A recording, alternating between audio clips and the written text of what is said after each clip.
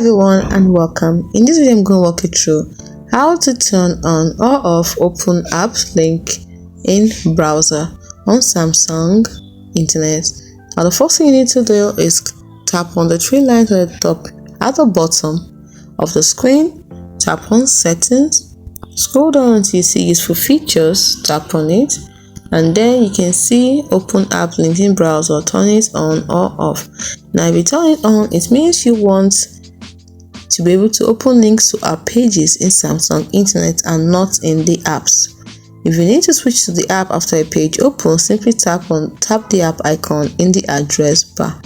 Now if you do not want this, you can simply turn it off. So that way you have to open it in the apps. It's as simple as that. Hope you found this video helpful. Do not forget to like and subscribe to the channel for more. Thanks for watching.